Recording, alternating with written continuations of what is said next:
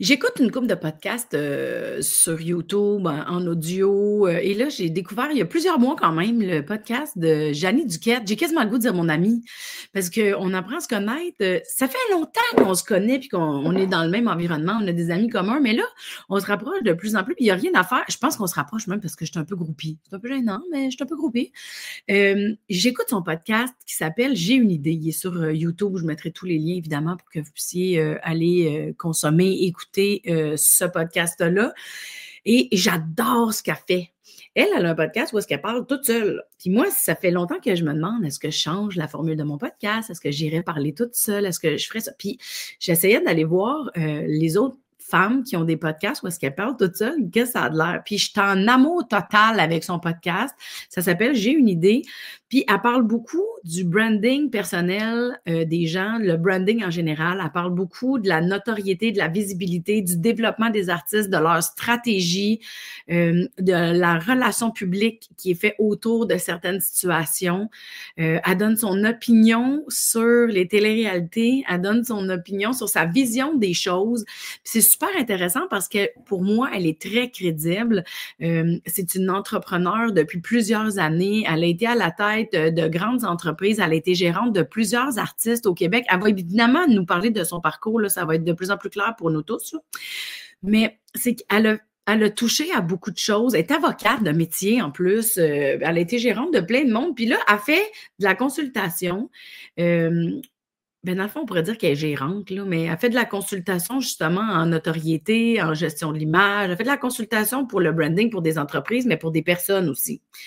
Elle est autrice. Elle a écrit un livre qui s'appelle Les 7 clés du leadership féminin. Puis moi, je trouvais ça déjà intéressant parce que plus je vieillis, plus je me rends compte que des fois, je me sers de mon principe masculin pour certaines affaires, puis des fois, je me sers de mon principe féminin pour certaines affaires. Je suis une artiste, mais je suis aussi entrepreneur.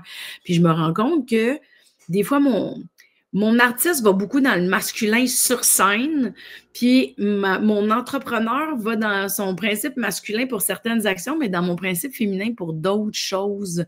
Plus je m'observe à travers mon développement professionnel puis mon développement personnel, plus je deviens consciente de ce qui va me nourrir pour créer. C'est pas encore clair à 100%, mais je m'amuse à observer ça et je m'amuse à l'observer chez les autres. Donc là, Jannie Duquette est autrice, elle a été gérante, elle est avocate, elle est entrepreneur, elle fait de la consultation, puis je tripe sur son podcast. Je pouvais pas l'inviter si ça marchait pas dans ma tête.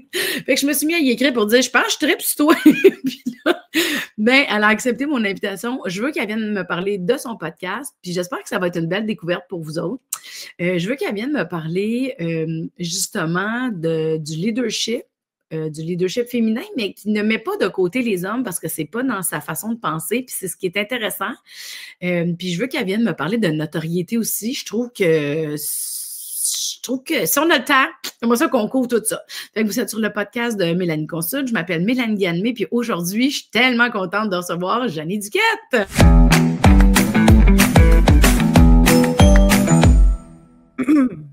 Hello! Hello! Ouais, c'est beau ton ouverture, puis tout, là. Mais là, je pense que c'est ça. Ben, t'es bien smart, là, parce que j'étais comme, comment je fais pour l'amener? Tu sais, souvent, moi, je consulte. Ça s'appelle Mélanie Consul parce que je consulte beaucoup pour des comportements humains. Mais là, ce qui m'intéressait, c'est d'aller consulter ton expertise par rapport à la construction de tes projets, à ton expertise en entrepreneuriat, puis ton expertise dans le milieu artistique. Tout me tente. Je sais même pas par où qu'on commence. Par où qu'on commence? Au secours! En fait, tu sais, je pourrais juste te dire une affaire. C'est que, oui, j'ai commencé ma carrière comme avocate. J'ai eu plusieurs clients dans le domaine d'entertainment. Puis, à un moment donné, j'ai eu une offre que je ne pouvais pas refuser. Je suis devenue PDG de Décoder, spectacle, puis VP de plusieurs des entreprises de Donald K. Donald. Puis, le fait que là, j'ai fait de la production. Mais je dirigeais une entreprise de production musicale, mais je dirigeais aussi l'agence. Fait qu'une agence, ça vend des shows, tu sais. Fait que là... Fait que ce monde-là aussi, là, j'ai connu ça et ça a super bien été. Tu sais, j'ai eu une bien belle carrière. Premièrement, parce que Donald m'a fait confiance. Deuxièmement, parce que notre premier band, c'était La Chicane. Puis ça a été mon premier mandat de les signer. Puis après ça, c'est là qu'il m'a offert de devenir PDG de la compagnie. Fait qu'on a travaillé avec un band qui a super gros marché. Puis après ça, tu sais, Danny Bédard, Corneille, Jonas. Bon, ça n'a pas bien été. Ceci dit, j'étais bonne pour... Tu sais, la chicane, ils sont arrivés, ils étaient déjà là. Mais après ça, Dani, ça a été ma décision. Corneille aussi. Jonas aussi. Ouais, ouais. Ça a été des bonnes décisions, tu sais, de choisir ces talents-là. Ouais. Mais savoir tout ce que je sais aujourd'hui en leadership, il y a des décisions que je n'aurais pas prises de la même façon. Il y a des carrières que je n'aurais pas du tout voulu aider à développer. Parce que oui, le talent, là, c'est une question de talent, donc on va dans le savoir-faire. Ouais. Mais Colin, que c'est une grosse question de savoir-être aussi. Oh!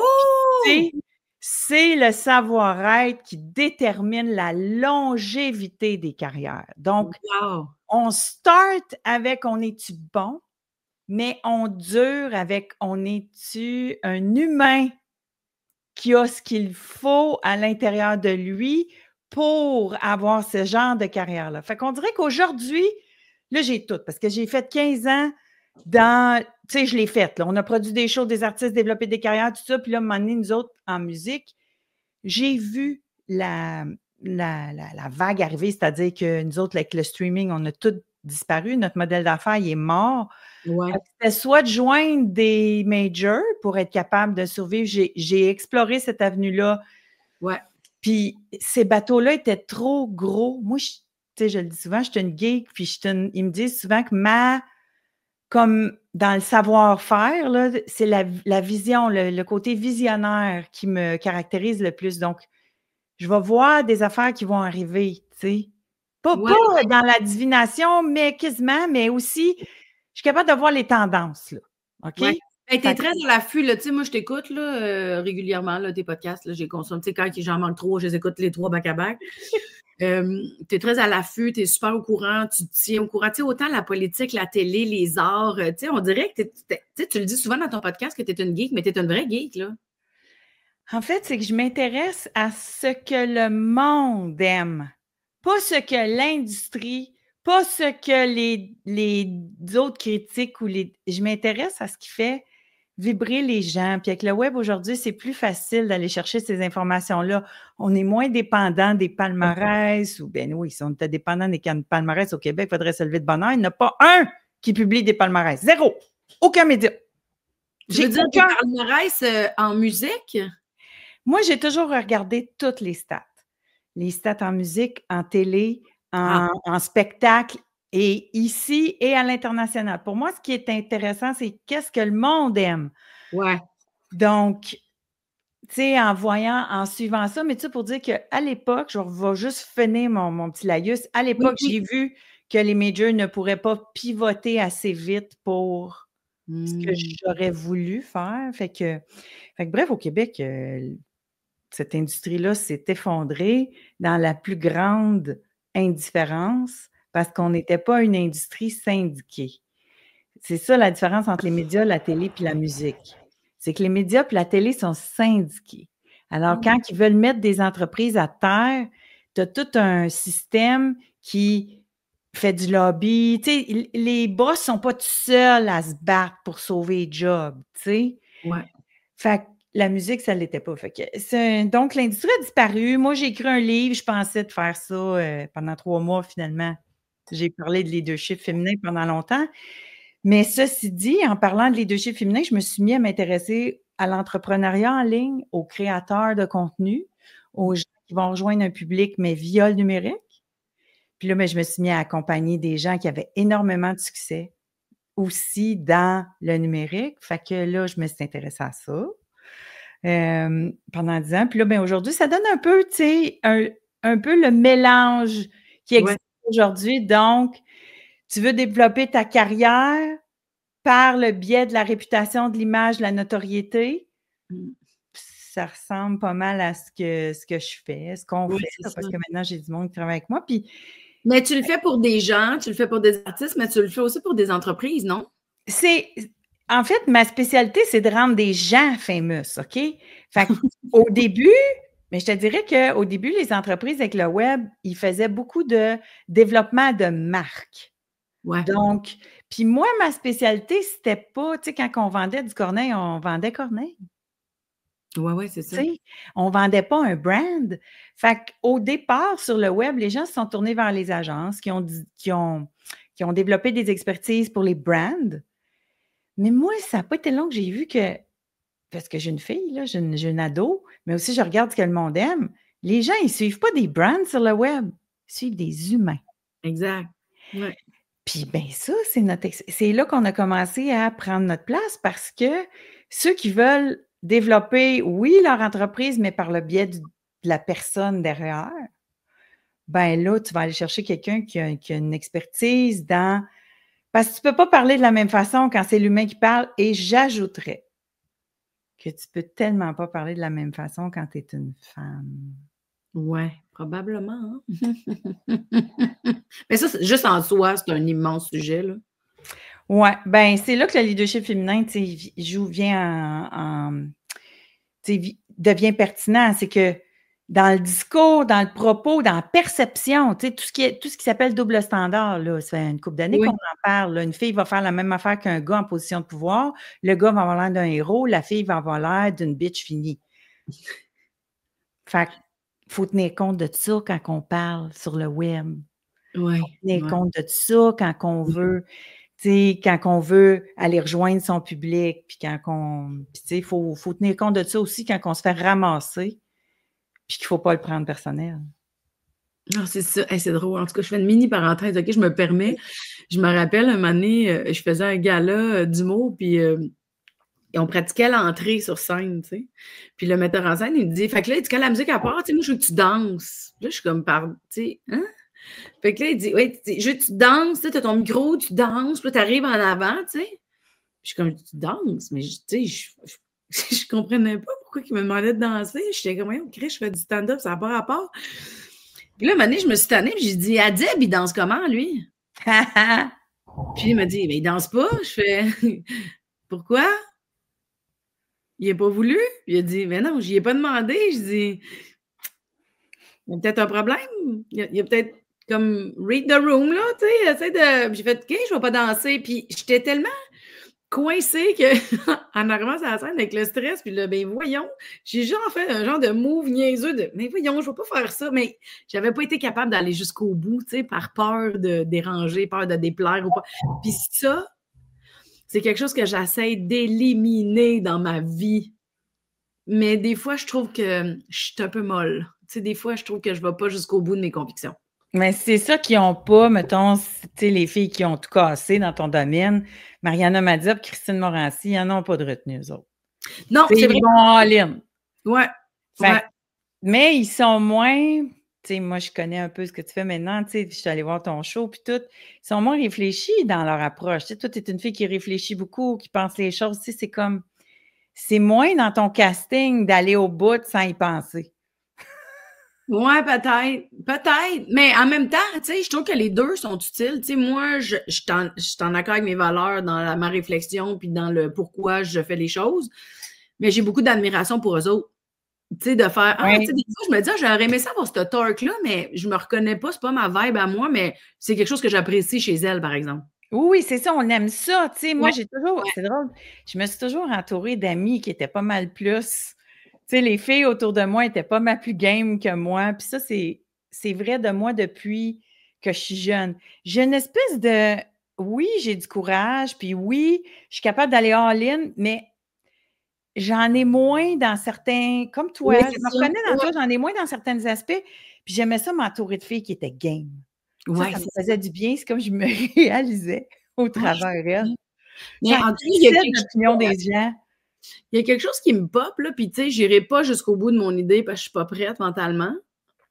Mais je me demande, tu sais, mettons Mariana puis Christine, mettons, je sais pas s'ils ont eu les mêmes enjeux familiaux que moi, mettons, par rapport à la réaction familiale ou pour certaines affaires. Tu sais, je me demande juste si ça part de l'enfance. Tu sais, de quelque chose de ah, va pas là, ça sert à rien, tu sais, où il y a un danger de. Peut-être qu'eux, ils l'ont pas eu, ça, puis moi, je l'ai vécu. Tu sais, mettons, là, c'est pour ça que je dis, j'irai pas jusqu'au bout, parce que ça me tente pas d'aller là-dedans. Mais... J'ai de quoi tellement à partager avec toi là-dessus. Là. Partage-moi, partage. J'ai tellement de quoi à te partager. Moi, j'ai appris il y a 2 ans, 1 an et demi, que j'étais neurodivergente. OK? Je ne savais pas ça de moi.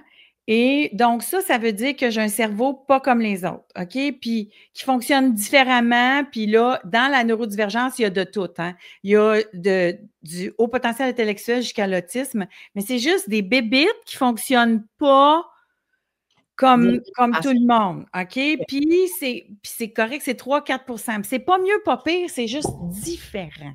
Oui. Okay? Et donc, moi, tu sais, si je regarde des filles dans mon domaine ou tout ça, ou, tu sais, exemple, moi, j'ai appris jeune, là, ils m'ont fait passer plein de tests à l'école parce que ils disaient à mes parents que j'étais surdouée, OK? Fait que, parce que je savais lire quand je suis arrivée à maternelle. Je savais déjà lire. Ah, OK. Puis pourquoi? C'est que, moi, c'est facile à expliquer pour moi. J'étais tout le temps toute seule, puis mes seuls amis, c'était les livres de Walt Disney avec la fée Clochette. Puis quand tu écoutais le disque de la Walt Disney avec la fée Clochette, bien, elle lisait l'histoire, puis moi, je l'avais d'en face.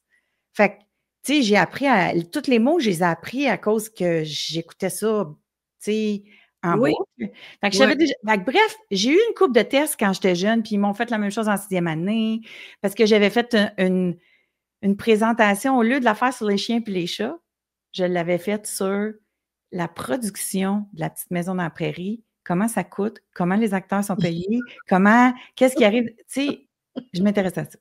Fait qu'il y avait dit ça à mes parents, mais pour moi, ça voulait juste dire, j'ai des bonnes notes à l'école. Puis, quand tu sais, puis il y avait plein de monde dans ma classe qui avait des autant bonnes notes que moi. Alors, je me disais, je ne suis pas spéciale. En fait, c'est que la seule différence qu'il y a entre eux et moi, c'est que moi, j'ai une vie familiale fuckée. Ouais. Oui, fait que tu vois, je m'en vais. Fait que moi, j'ai toujours pensé que ma différence me venait de trauma. Me venait de trauma pas guéri, me venait de résilience forcée à développer très jeune, me venait du fait que j'ai eu de la misère, j'ai eu une période dans ma vie où je ne savais pas si j'allais manger, je ne savais pas où j'allais dormir chaque jour. Ça, quand tu vis ça, cette survie-là, on dirait que ça développe des affaires chez toi. Fait que j'ai souvent pensé que ça venait du trauma. Puis là, ben, tu vas consulter quand tu es plus tu sais, moi, à l'aube de la quarantaine, je me suis mis à consulter, mais... Oui, moi, je vais consulter depuis toujours. J'ai un podcast qui s'appelle Mélanie Consulte. C'est ça. Mais j'ai commencé à 31 ans, mais à 31 ans, je ne parle pas des vraies affaires. Je dirais que les vraies affaires ont commencé vers 37.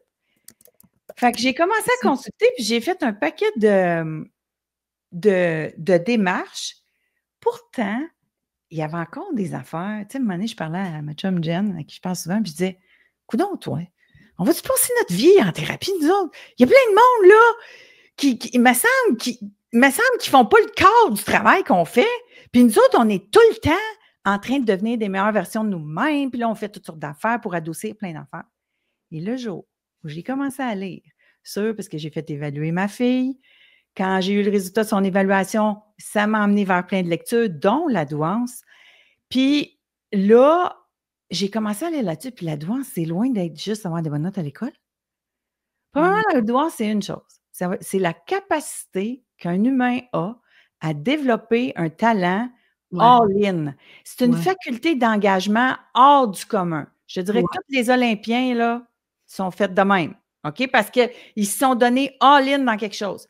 Beaucoup de monde dans le show business sont comme ça. Parce qu'ils vont se donner all-in. Ils vont aller là, ils vont se relever. Mais ça vient avec l'hypersensibilité. Oui. Et pas la même pour personne. Donc, trop sensible, ressentir des affaires. Nanana. Ça fait que plus fragile. Oui. OK? Ça vient aussi avec penser en arborescence. Bon. Oui. Alors, ça, c'est ma caractéristique principale. Qui fait que pas capable de m'endormir depuis que j'ai l'âge de 7 ans parce que je pense trop. Donc, toujours, puis moi, l'hyperactivité, parce que là, c'était ça la grosse découverte, c'est que je suis TDAH aussi. Bon. Mais ça, j'avais jamais compris ça. Parce que pour moi, les hyperactifs, c'est du monde qui grimpait des rideaux à l'école, tu sais. C'est les hyperactifs gars. Moi, mon hyperactivité est petite. Oui, c'est ça. Donc, tout ça pour te dire, pour te faire une parenthèse sur les différents cerveaux. Puis ceux qui ont des différents cerveaux, donc avec des neurodivergences, que ce soit du TDAH, de l'Asperger, du THPI, bon, lui, il y a toutes sortes, là. Ce que ça fait, c'est que ceux qui pensent trop, mettons, là, sont moins capables d'aller all-in.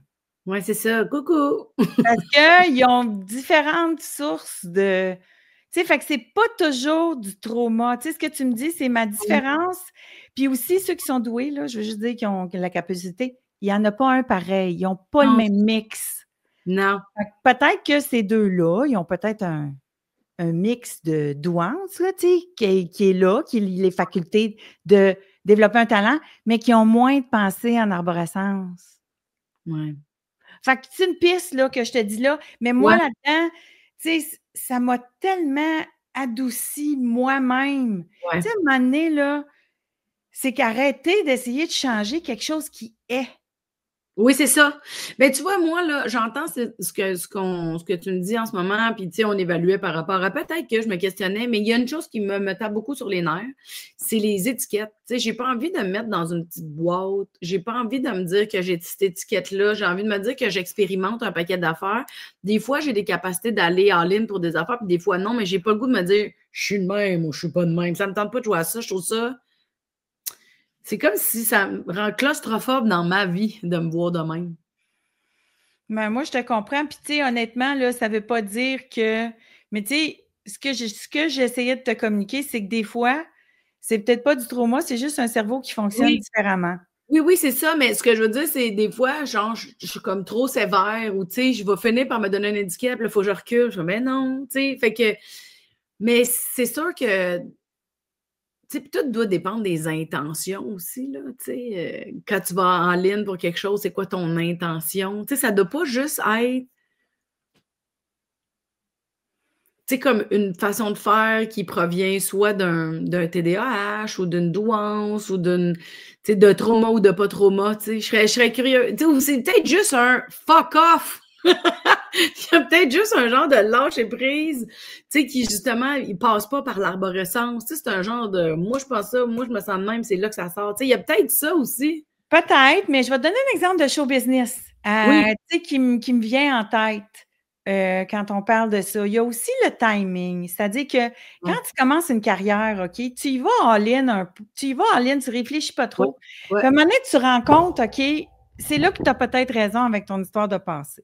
C'est que là, tu vas rencontrer, tu sais, tu y vas en ligne, tu casses tout, tu réfléchis pas à qu'est-ce que l'industrie va penser, qu'est-ce que le public va penser, qu'est-ce que mes collègues vont penser, qu'est-ce que la radio, tu sais, je veux dire, t'es pas là-dedans, là, t'arrives, tu sais. T'arrives, tu défonces la porte, OK? Ouais. Mais dépendamment, surtout les filles, dépendamment des obstacles que tu vas rencontrer, Ouais. si tu as du trauma avant, ça va peut-être réveiller des affaires, puis là, tu vas te mettre à réfléchir. Et là, tu vas avoir plus peur de faire des choses, plus peur de tout casser. Et là, je t'amène l'exemple de Madonna. Madonna, en début de carrière, elle cassait tout.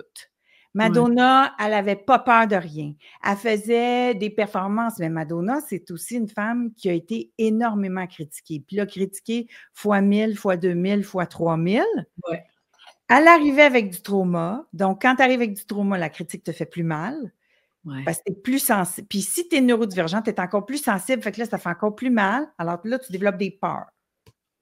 Ouais. Puis, dans son cas, à elle, j'ai trouvé, moi, que plus sa carrière se développait, plus je l'entendais réfléchir sur scène. Comprends-tu? Elle avait beaucoup moins d'aisance sur scène. C'était comme au Super Bowl, là, je l'entendais réfléchir. Elle était, tu sais, avait peur, elle était stressée. Je sentais tout ça. Je sentais pas ça quand elle avait 20 ans. Ouais, ouais. Tu sais, fait que c'est aussi, tu sais, une conscience que tu as quand tu as plus d'expérience que tu as pas quand tu es une jeune, là, tu sais. C'est ça. Peut-être que quand tu le sais pas, ce que ça fait, mettons, perdre ou te faire, comment tu appelles ça? Dévaloriser ou quand tu le sais pas, tu sais, tu as peut-être pas peur de rien. C'est intéressant. Je pensais pas qu'on était pour aller là, mais je trouve ça vraiment intéressant. Mais en même temps, ça fait partie de ce que tu amènes dans le leadership féminin. Ben, tu sais, ça m'aide à développer des carrières féminines parce que si on s'arrêtait à chaque fois qu'il y a de la critique, my God, Non, que, ben non. on va aller chercher, tu sais, on va aller outiller la personne pour être capable de passer au travers parce que Ouais, aujourd'hui, une fille qui ose dire, tu sais, juste ça, tu sais, Lisanne Nadeau l'a dit qu'elle était HPI. ouais, Là, elle s'est fait ramasser sur les réseaux sociaux pour qui tu te prends toi. Puis moi, j'ai une de mes clientes, tu sais, quand j'ai commencé à dire que, tu sais, j'ai, parce que là, je dis neurodivergence plutôt que HPI, tu sais, au potentiel intellectuel. Je dis plus ça parce que c'est mieux accueilli. Mais ma cliente qui m'a dit, dis pas ça à personne, parce que ça heurte les gens de dire, mon Dieu, il pète plus haut que le trou. Hey, c'est parce que ça vient avec des difficultés, là, ça. ouais, c'est ça. C'est pour ça que j'aime pas les étiquettes, c'est parce qu'on les comprend pas nécessairement, puis on prend pour acquis des choses, puis on juge quand ça devrait pas exister, ce jugement-là. C'est pour ça que j'ai un peu de misère avec ça, là. Mais moi, c'est parce que je suis prête à passer au travers de ce jugement-là. Je suis prête Oui, à. oui, c'est ça, mais c'est Tu ça. sais, c'est pour ça que je le dis, fait que je suis prête à passer, mais tu sais, des fois, on dit les choses où on a le goût, au moment où c'est correct pour nous autres, là, mais aussi, on n'est pas obligé de prendre tous les causes. C'est pas toutes les femmes qui sont obligées de parler pour le Non. féminisme, puis c'est pas toutes les femmes qui sont obligées. Tu sais, moi, j'ai choisi de parler de ce sujet-là.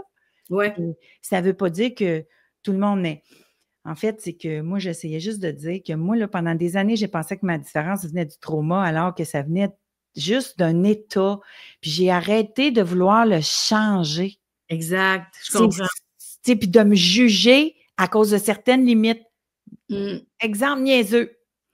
Depuis le début des temps, moi, quand j'étais jeune avocate, là, mais je suis encore avocate, je suis juste plus jeune, mais tu sais, quand j'étais jeune avocate, la mode le jeudi soir, c'était d'aller au 737 à la discothèque, là, à 5 heures le soir.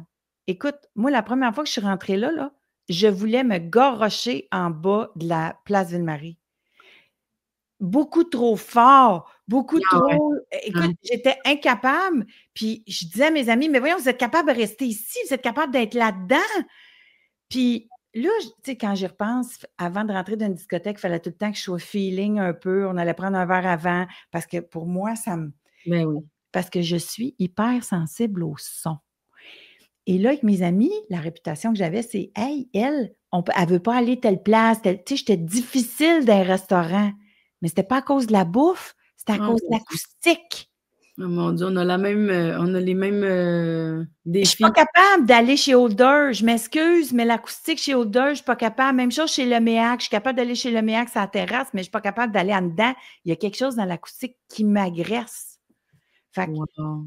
mais ça, au lieu de me dire, ah, j'essaie de me forcer, puis tout à mes amis, là, je leur dis, garde, mes oreilles sont pas capables. Ils sont Ouais. juste pas capables. Fait Ben que oui. j'arrête de tu sais, de me Moi, je me suis adaptée longtemps, ça fait pas longtemps que je m'adapte plus. ouais. Ça fait pas longtemps que je respecte mes limites. Ça a été long, là, j'aurais pu le faire bien avant, mais bon, j'étais tu sais, je savais pas probablement comment m'y prendre, puis moi, je pensais que c'était moi le problème jusqu'à temps que je fasse: «Hey, c'est pas un problème, j'ai une sensibilité moi, j'ai une sensibilité au son, à la texture, puis à la lumière. Fait qu'il y a du linge que je peux même pas mettre. Je peux pas, je deviens irritable tellement que je suis pas bien. Ça m'a pris du temps à comprendre que c'était la texture des vêtements. Tu sais, comme en ce moment, je te parle, j'ai un ring light, là, puis comme dès qu'on arrête de parler, il va falloir que je l'éteigne puis que je passe du temps dans le noir. Ouais. Ouais, j'ai Ben, pas le choix. Ouais. mais ça, c'est un super pouvoir en même temps, parce que tu es capable de capter plein d'affaires plus vite que tout le monde. Fait que ça, cette hypersensibilité-là, il s'agit de la mettre dans un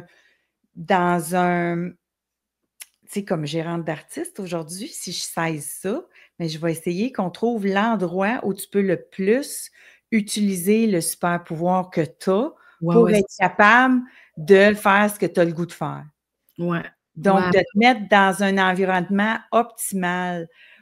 Fait que c'est d'essayer de trouver ces sweet spots-là, étant conscient donc de la capacité humaine, du savoir-être. Tu sais, tu sais, comme je te dis, aujourd'hui, j'en sais beaucoup plus que j'en savais il y a 20 ans. Puis ça aide là, dans un développement de carrière, puis tout ça. Ben, c'est clair. Puis tu sais, je sais tu sais, ton livre en quelle année qu'il est sorti ton livre, Ça Janie? fait déjà 10 ans, mais aujourd'hui, c'est aujourd'hui qu'on dirait que les femmes commencent à accepter Ah que ouais? le soutien en leadership féminin, c'est important. C'est comme Ouais. si Je vais te donner une métaphore, un exemple. C'est que si tu rencontres des femmes entrepreneurs ou artistes, ça, sont toutes à bout, OK? Ils sont toutes à bout. Ils sont fatigués aussi. Ils sont toutes à bout. OK? Là, ils sont là, ils sont débordés. Puis là, tu leur demandes qu'est-ce que tu as besoin pour t'aider. OK? Ouais. Ils vont tous te dire j'ai besoin d'une formation en gestion de temps, formation en comment optimiser mon énergie. Ils vont te dire toutes des affaires très concrètes, là, tu sais. Ouais. C'est comme, ils vont te dire où est-ce qu'ils ont d'un bobo, puis ils vont vouloir aller guérir le bobo. Fait qu'ils vont focusser sur ce qui fait mal. OK? Puis ça, c'est bien correct quand tu es en urgence, mettons, tu es sur le bord du burn-out, bien, va-t'en chez le médecin, c'est correct. Tu sais? Ouais. Ouais. Mais le leadership, c'est la différence entre aller chez le médecin puis aller au gym. Comprends-tu? C'est que si tu vas chez le médecin, tu vas guérir le bobo. Tu vas mettre un plaster dessus. Donc, tu optimises ton temps. Tu trouves les solutions vite, là, consulte un avocat, un comptable, tout ça pour les affaires qui te stressent, qui te rushent. Ça. Ouais. Mais travailler ton leadership, là, ton pouvoir, c'est d'aller au gym des décisions. Tu vas décider plus vite, tu vas avoir de l'impact plus vite, tu vas te faire écouter quand les gens te parlent, tu vas éviter plusieurs situations difficiles parce que tu vas connaître comment ça marche, fait que tu vas reconnaître ça, puis tu vas pouvoir le contourner, tu vas choisir des meilleures personnes, tu vas tout faciliter ton parcours, mais c'est comme si en leadership, c'est que les filles ne le savent pas qu'ils ne le savent pas. Comprends-tu ce que je veux dire? Ouais. Fait que souvent, moi, je vais arriver, puis je vais gérer, j'ai eu plusieurs clientes en politique, tu sais, puis je vais gérer de la gestion de crise. OK? Donc, une fois que la marde est pognée. Ouais, là, une fois que la marde est pognée. Ouais. Mais souvent, c'est parce que une artiste qui devient big, une entrepreneur qui est en croissance tout d'un coup, quelqu'un qui devient soudainement famous, mettons, qui sort d'une télé-réalité. C'est que là, il faut que tu gères plein d'affaires qui viennent avec ça. Puis souvent, tu ne sais pas c'est quoi exercer ton pouvoir parce que là, tu as quelque chose à monétiser, une notoriété, un pouvoir, un succès. Là, les gens vont vouloir des affaires de ça, mais si tu n'as jamais appris à exercer ton pouvoir, puis si tu ne connais pas ta couleur, moi, la première question que je pose souvent à une femme qui est en situation de pouvoir, mais qui n'a jamais réfléchi à son leadership, c'est je vais dire, t'es quel genre de boss, toi? Ouais. Parce que souvent, ils ont des problèmes avec les employés, ils ont des problèmes avec les journalistes, ils ont des problèmes avec la perception du pouvoir féminin. Mais ils ne sont pas capables de se définir parce qu'ils ne l'ont jamais réfléchi. C'est quand même dur de se définir. Je comprends que c'est vraiment une bonne base de se définir, mais des fois, on n'ose pas peut-être, ou on se voit d'une façon, on se rend compte que le regard extérieur, c'est vraiment pas ça. Exemple pratique. OK. Moi, ça va vite dans ma tête. OK? Ça va trop vite dans ma tête. Puis là, quand j'arrive en meeting de plein de monde, si je garoche mes conclusions toutes d'une shot, là, ben je vais perdre le monde, je vais avoir de la misère à les engager, je vais avoir de la misère. Puis si j'explique trop vite mon raisonnement, je vais avoir l'air de leur dire quoi faire puis de péter plus haut que le trou. Tu comprends? Ouais. Et cette affaire-là là, que j'ai, là, que je n'étais pas au courant que j'ai, OK? Ça faisait que des fois, mon message ne se rendait pas bien. Puis là, ça créait un peu de être trop bosseuse, je comprends pas ce qu'elle veut, ta. Imagine-toi, j'arrive dans un groupe et je leur dis, là, moi, j'ai un défaut d'envie. Je vais trop vite. Puis des fois, j'arrive trop vite à Québec, il faut que je passe par Drummondville, puis il faut que j'arrête au Madrid, puis ça. Si jamais ça arrive, dites-moi-les. Puis si jamais je fais ça, dites, tu sais, ça montre que, je me connais, que je connais les bouts qui risquent de heurter les gens, puis ils s'en attendent. Fait qu'ils vont pas juger, critiquer, chialer. Et souvent, c'est ça, quelqu'un qui se connaît pas bien dans l'exercice de son leadership va agir comme un bulldozer ou, tu sais, qui va faire certaines affaires qui vont heurter les gens. Exemple, une cliente qui sac, tu sais. OK, elle-même, elle sac. Puis ça, il y a pas tout le monde qui vit avec ça. Mais tu sais, il y a des domaines où si tu as travaillé tout le temps avec des gars, ben, faut que tu parles leur langage, sinon ils ne t'écoutent pas. Ben, c'est ça. Elle va rentrer, puis il faut qu'elle dise aux gens, regarde, moi, je vous avertis, là, je vais sacrer une fois de temps en temps. Moi, je me reconnais là-dedans, là. Allô, Chris! Mais c'est ça, fait que dans le fond, tu disais tantôt que ce que tu aimes, c'est de demander à tes clientes comment elles se définissent. Ben, c'est là que tu te rends compte que ça vaut la peine de faire l'exercice parce que ça va tellement... Toute la raide après, elle va être plus facile. Mais des fois, ils ne savent pas, fait qu'on va le faire ensemble. On va les trouver ensemble, les caractéristiques. Ouais. Mais une fois que ça, c'est devenu, tu sais, par rapport au leadership féminin, une fois qu'on arrive à se définir dans le sens de connaître ses comportements, ses réactions surtout, parce que le but, c'est de pas être en réaction, mais d'aller dans l'action, parce qu'il y a une grosse différence. Mais quand on connaît nos intentions, quand on connaît nos objectifs, ça devient beaucoup plus doux, plus facile de le communiquer. Fait que c'est quelque chose que, pour prendre en main son leadership, de ce que je comprends, c'est d'être conscient de ce qu'on porte, puis de ce qu'on veut créer, mais aussi de comment on va le créer, en sachant que ça peut soit heurter des gens ou en sachant qu'il y a peut-être des gens qui vont juste refuser ces différentes propositions-là. Puis le but, ça va être de créativement trouver comment y arriver. Est-ce que j'entends ce que tu dis? En fait, c'est que là, je t'ai juste parlé du côté négatif. C'est-à-dire qu'il peut heurter les perceptions, qui fait que les gens viennent me voir en gestion de crise. Mais s'ils étaient venus me voir avant, on ne serait pas rendu là.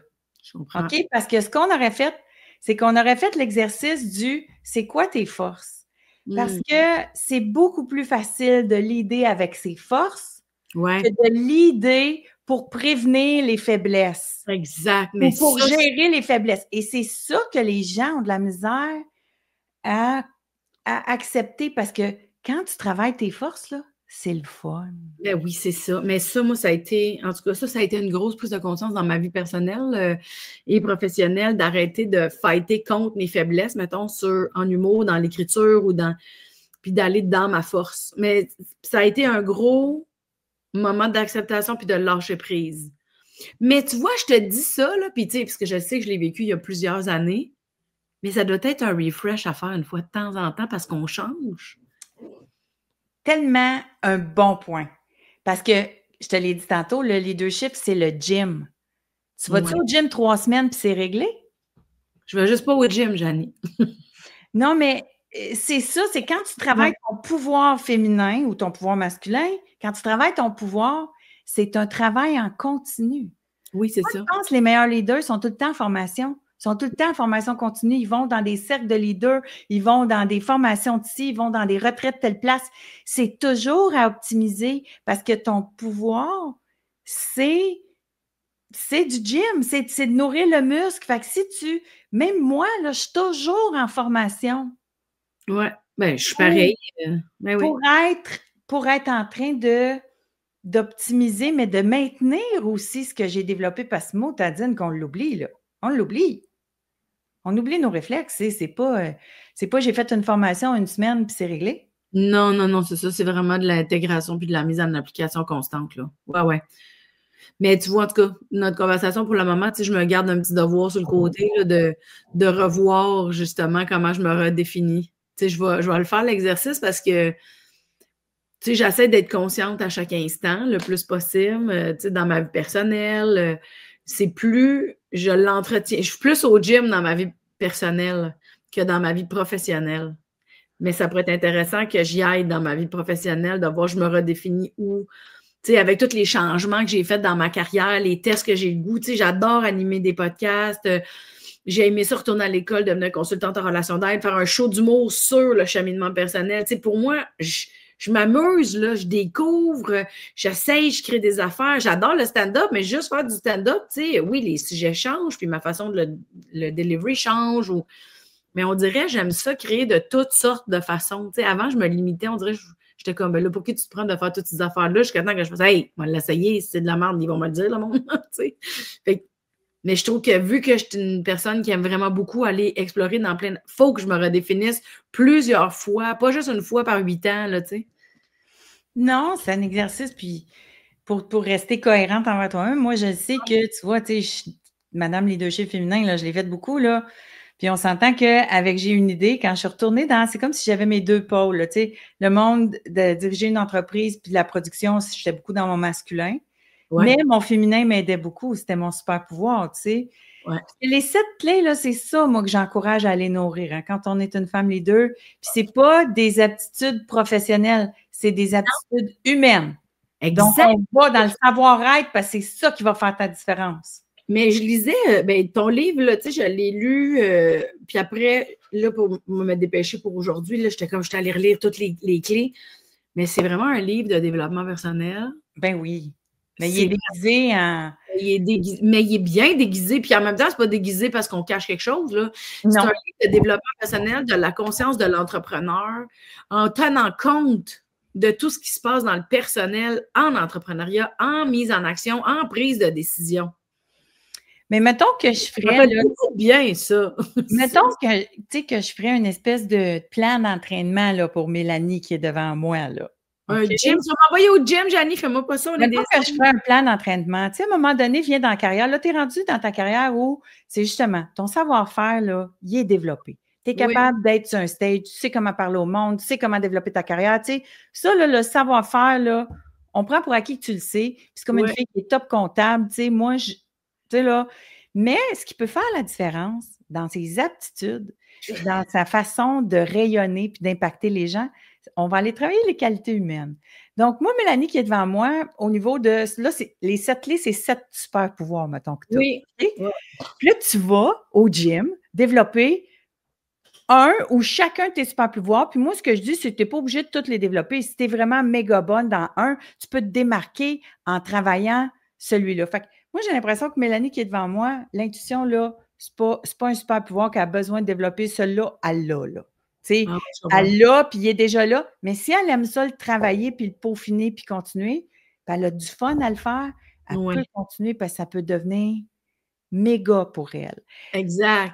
Mais attends une seconde, parce que les gens, ils ne connaissent pas les clés, là. Est-ce que je peux les résumer vite, vite?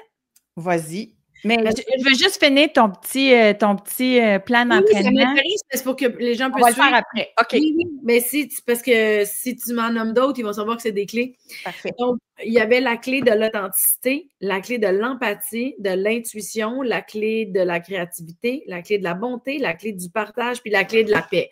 Donc là, dans ton diagnostic, dans ton observation, mettons, j'aurais la clé de l'intuition.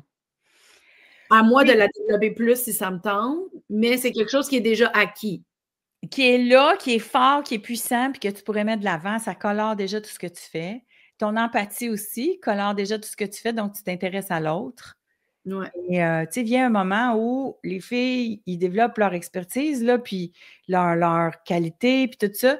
Mais quand ils développent leur carrière, tu sais, c'est toujours « je suis capable de faire ci, je suis capable de faire ça, je suis capable de faire ci, j'ai fait ça, j'ai fait ci, j'ai fait ça ». Ça, c'est le discours. Parce que c'est des championnes, tu sais, ils sont hot, tu sais. Fait qu'ils sont habitués d'être là-dedans. Mais vient un moment où, quand tu deviens une experte, il faut que tu arrêtes de dire ça parce que tu n'as plus de l'air d'une experte.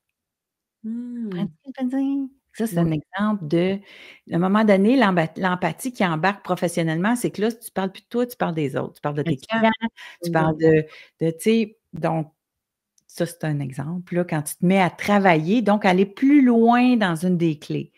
Alors, mais il y a, tu sais, au niveau de l'empathie, il y a bien des femmes, là où ça bloque, c'est qu'ils ont de l'empathie pour les autres à tour de bras. Ouais. Ils n'ont pas pour elles-mêmes. Je comprends, ouais. Ils s'oublient. Puis là, ils ne sont pas conscients de leurs valeurs, ils ont le syndrome de l'imposteur. Alors, à ce moment-là, il faut aller travailler l'empathie envers elles-mêmes. Ouais. Pour faire ça. Ouais. Parce qu'il faut l'intégrer. Hein? Tout ça, là, ça prend quelqu'un avec vous pour les intégrer. Vous pouvez le lire si vous voulez, mais c'est comme lire un livre sur le fitness. Tu lis le livre sur le fitness, tu vas te sortir de là avec des muscles? Non, c'est ça. Fait que l'authenticité, c'est bien se connaître. Puis les filles que tu me nommes, là, c'est probablement qu'ils se connaissent très bien. Ouais. C'est pour ça que leur authenticité, elle tape tant que ça. Parce qu'ils se connaissent bien, puis ils ont moins de part d'ombre, peut-être, ou sont moins complexes. Ou c'est peut-être juste bien accepté leur pardon, tu sais. Peut-être, tu sais. Fait que ça, c'est authenticité, empathie, après ça, intuition. Donc, travailler son intuition, c'est read tea, c'est ça, c'est tout ce qui est je le sens-tu, je le sens-tu pas, OK, ouais. la vision, qu'est-ce qui va arriver, etc., etc., là. Donc, il y a plusieurs façons de développer l'intuition. Dans le ressenti, on est dans le ressenti. Après ça, ben là, il y avait la bonté, le partage. Je cherche, là, bouge pas. La bonté, le la partage. créativité. Ouais. Il y a bien des filles qui sont sur le bord du burn-out, là, que ils n'ont plus de créativité dans leur vie, ils n'ont plus le temps de créer rien, puis ça leur manque. Ouais. Tu sais, moi, c'est la clé qui, quand je file pas, là, je le sais que ça va m'apporter le plus si je prends du temps pour créer des affaires, juste pour créer. Juste pour avoir du fun. Juste pour le fun, exact. Ouais, c'est pas la même affaire. Non. Écrire un numéro d'humour pour un gala, puis écrire un numéro d'humour pour mon show à moi, c'est pas la même vibe. Ça peut être aussi, gars, moi, j'ai écrit un livre pour le fun, là. Je me suis rendu compte, j'ai geeké sur quelque chose. Puis là, je me suis dit, hey, my God, à la fin là, de ma créativité, là, que j'étais allée au bout de quelque chose, je voulais comprendre de quoi. Puis j'avais du fun, tu sais, j'allais chercher ça, je créais ça, puis tout, puis là, je cherchais des affaires. J'avais du fun. Moi, ça, j'ai du fun à faire ça quand je recherche quelque chose, puis que je lis des affaires, puis que là, je crée comme une espèce, je voulais créer le blueprint de la carrière d'une fille que je suis, puis qu'elle l'a jamais raconté. Fait que j'essayais de trouver ce qu'il y avait en arrière, tout ça. Fait que là, j'ai créé comme le blueprint, une espèce d'affaire. Puis là, pour ça, quand j'ai fini ça, j'ai dit, donc c'est quasiment un livre, ça. Mais j'ai eu du fun à faire ça. Moi, ça m'a diverti. Ouais. Mais des fois, ça peut être de faire un vision board. Des fois, ça peut être sortir des mandalas puis colorier avec ma fille. Ouais. Tu fais que ça, c'est la clé de la créativité. Dans le sens que pour nourrir le leadership féminin, il faut nourrir les clés. Il faut nourrir les clés et nos forces Ouais. qui font la différence dans ta vie de tous les jours. Si t'es quelqu'un qui a souvent à résoudre des problèmes complexes, OK? Si tu veux nourrir ta créativité, tu vas sortir de ta tête, tu vas aller là, puis souvent, c'est ce qui... Tu sais, moi, j'ai côtoyé Cora beaucoup, OK? Ouais. Puis Cora me disait toujours, moi, si j'ai un problème dans la vie, là, je vais aller dessiner, je vais aller peindre, je vais aller écrire, je vais aller... Elle, c'est ça, son super pouvoir. Elle va... Puis c'est pas en y réfléchissant qu'elle va trouver la solution, c'est en sortant de tout ça, en allant jouer dans sa force à elle, que là, à un moment donné, pouf, elle va revenir ressourcer, puis elle va le trouver, le chemin. Tu sais, c'est que tout le monde est tout le temps dans le 20 là, de conscient, alors que c'est 80 de l'inconscient qui décide de ta vie, tu sais. Va donc nourrir ton 80 de ce qui te fait vibrer, de ce qui te fait triper, puis après ça, tu vas retourner à tes affaires, puis tu vas être bien meilleur. Mais c'est difficile d'expliquer ça à une fille, de dire « Hey, viens jouer avec moi pendant une journée, on va faire des vision boards, on va dessiner, on va te prendre en photo, on va te déguiser, on va... Hein? Puis tu vas être meilleur dans ta job après. » C'est dur de... Ouais, je comprends, mais comme, mettons, d'où moi je viens, c'est l'évidence, là. Tu sais, à l'école de l'humour, on se déguisait, on l'appris à l'école, nous autres, à faire ça, mais c'est vrai qu'il faut quand même que ça reste entretenu, parce que sinon, ça part, tu sais. Bien, ce que vous apprenez pas à l'école, c'est probablement les autres clés. Là, on parlait juste de la clé de la... Mais tu sais, la dernière clé, c'est celle qui fait que tu as toutes les autres. La dernière clé, évidemment, c'est de l'équanimité, c'est la paix intérieure. Et une fois que tu as travaillé toutes les autres, tu commences à avoir pas mal un chemin pour trouver une espèce de paix puis de vide, finalement, qu'on recherche. Ouais. Si tu n'as pas pardonné des choses que tu as besoin de pardonner dans la vie, là, et ça, c'est le plus dur. Le pardon, c'est quasiment mystique. Ouais. OK? Si tu n'as pas pardonné dans la vie, tu ne seras pas là. Tu sais, je ne pense pas qu'ils font des cours sur le pardon là, à l'école de l'humour, mais ceux qui sont capables, une fois qu'ils sont rendus, là, ils vont dire « Hey, Janie, je fais du développement personnel depuis plein d'années. Je pense que je suis là, mais il y a encore de quoi qui bloque. » Ouais. Si tu n'as pas pardonné, là, là, encore une fois, ça a l'air niaiseux. C'est comme, mais comment est-ce que c'est que ça va m'aider dans ma job? Mais c'est parce que ça se sent des fois. Oui, c'est ça.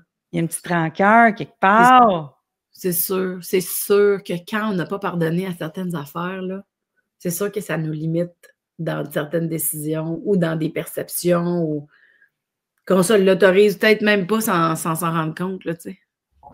Mais tu sais, on apprend ni ça à l'école de l'humour, mais même les gens qui étudient en comptabilité, ils n'ont pas appris ça à l'école de comptable non plus, là. Non, mais tu sais, il y a des gens qui... Ça se travaille, tu sais, il y a des gens qui sont arrivés peut-être avec plus de choses. Tu sais, là, c'est là, on va... Tu sais, je commence à penser que le transgénérationnel a rapport là-dedans. Puis, tu sais, il y a des gens qui arrivent mieux équipés, oui, puis qui ont un leadership ou une présence. On appelle ça une présence. Quelqu'un qui rentre dans une pièce, tout le monde se revient de bord. Ouais. Tu sais, puis tout le monde a comme, ils ont de l'autorité naturelle. Puis ça, premièrement, souvent, il y a peut-être une part d'inné, mais généralement, les plus grands leaders, surtout, je réalise que comme ce travail-là de présence-là, c'est vu comme étant plus spirituel ou voire ésotérique, ils n'en parlent pas. C'est-tu drôle, hein? Ils vont pas dire qu'ils prient. Ils vont pas dire qu'ils ont une pratique. Tu sais, Sting t'en parlera pas. Mick Jagger te parlera pas du fait qu'il est allé en Inde gros comme le bras puis qu'il est allé tout chercher ça puis que, tu sais, ils ont full travaillé ça. Tu sais, écoute, si tu veux être intéressant pour 250 000 personnes quand tu rentres d'une pièce, là, tu l'as travaillé ta présence. Puis une fois que tu as transcendé tout ça, parce que, tu sais, Mick Jagger, moi, probablement, au niveau de la présence, là, j'ai jamais rencontré quelqu'un qui était aussi puissant que ça. OK? Puis, le monde ne sait pas que c'est un London School of Economics. Le monde ne sait pas à quel point c'est justement un geek, mais de la présence de son métier, puis qui est allé, oui, il a fait des retraites, il est allé... À un moment donné, il faut que tu ailles à l'intérieur de toi pour être capable de, tu sais, garrocher. Ben oui, parce que... Si tu veux garrocher du bonheur, là, à plein de monde, là, puis de l'euphorie, là, puis que ça va pas bien à l'intérieur de toi, là. Non. Ton Wi-Fi, il n'est pas propre. Mais souvent, ces grands leaders-là, ils ont fait ce travail-là, puis même les PDG d'entreprise aussi, ils vont en faire. Il existe un groupe à Montréal de PDG qui sont pas religieux, mais je dirais croyants. OK? Oui. Puis ils se voient ensemble, puis ils parlent de ça, du plus grand que soi, puis ils nourrissent une espèce de bienveillance à grande échelle, puis, tu sais... Parce qu'ils sont dans l'objectif de contribuer. Exact. Ah, mais je trouve ça beau de savoir ça. Tu sais, c'est vrai qu'on ne sait pas c'est quoi le cheminement ou les intentions des gens. C'est vrai qu'on ne le sait pas, mais ça serait... Tu sais, parce que des fois, je trouve qu'il y a du monde qui deviennent des vedettes. Là, je suis bien contente pour eux autres, là, c'est bien le fun.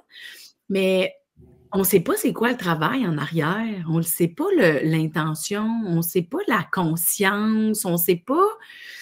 Moi, c'est ça qui m'intéresse. Bien, moi, je m'intéresse à ça, puis c'est pour ça que tu aimes mon podcast, parce que moi, je me pose ces questions-là. C'est ça. Bien là, d'ailleurs, ton podcast, il s'appelle « J'ai une idée ». J'ai une idée. C'est des histoires de succès ou de gros échecs. Oh oui, moi, j'adore. J'aime autant écouter les deux parce que c'est ça ce que je trouve le fun, c'est que tu ne donnes pas plus d'importance aux échecs, puis tu donnes pas... Parce que, tu sais, on le sait, là, malheureusement, sur les réseaux sociaux, là, on aime ça...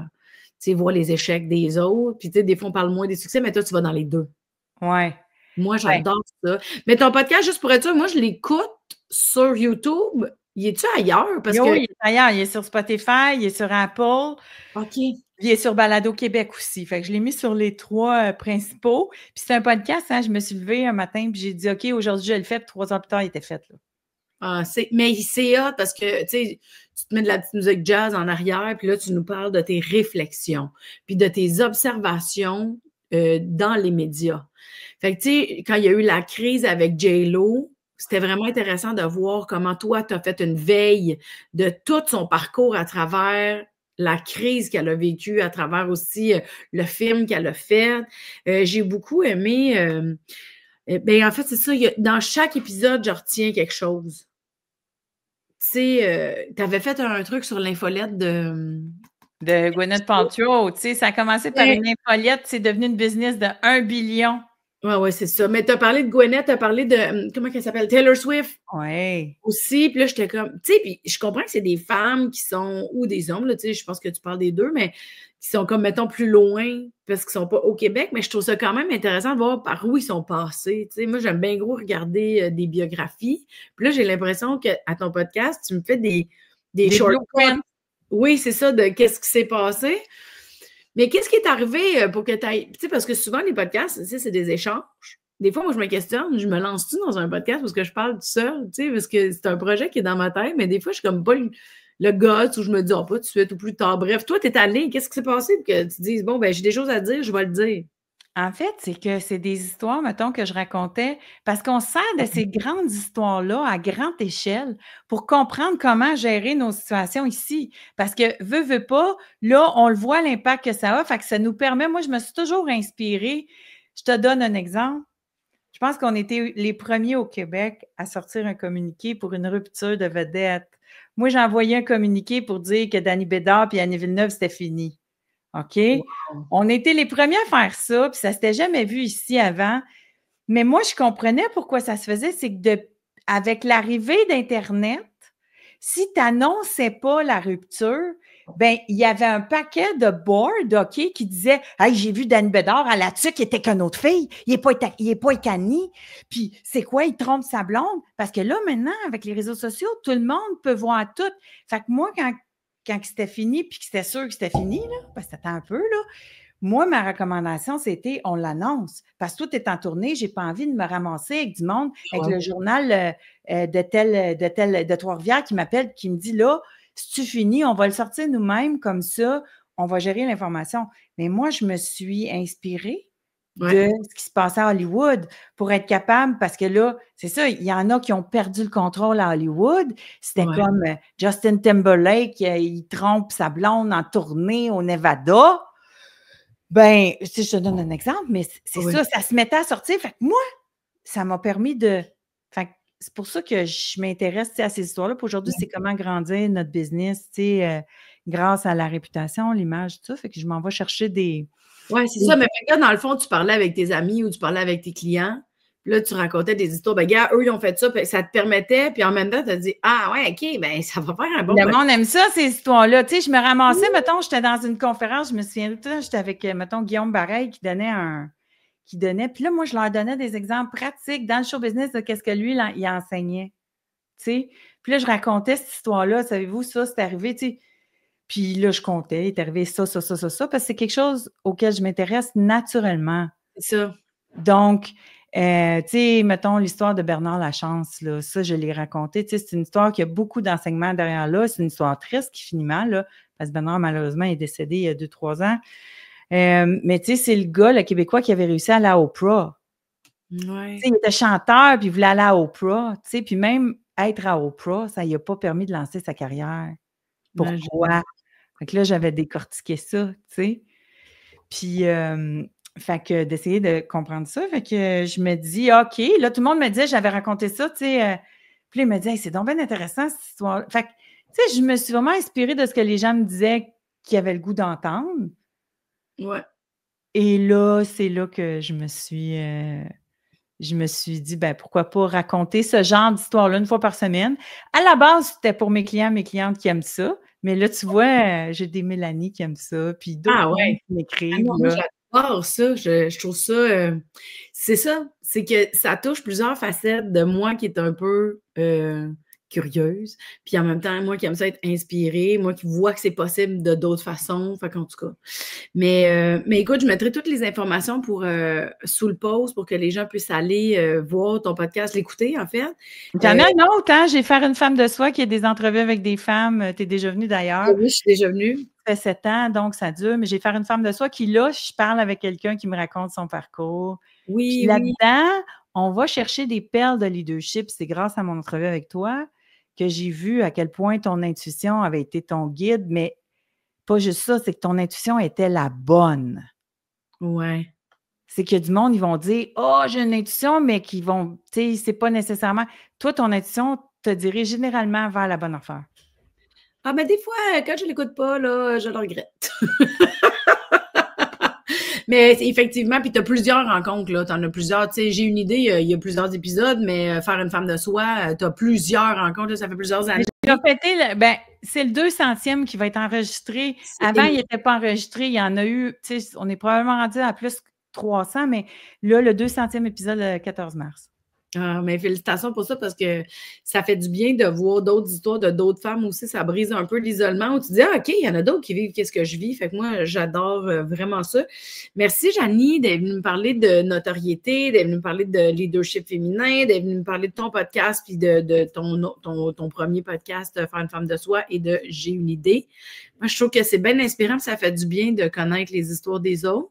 J'espère que ça va faire du bien un peu à tout le monde puis que ça va leur inspirer d'aller écouter tes histoires aussi ou leur donner le goût de développer leur propre leadership.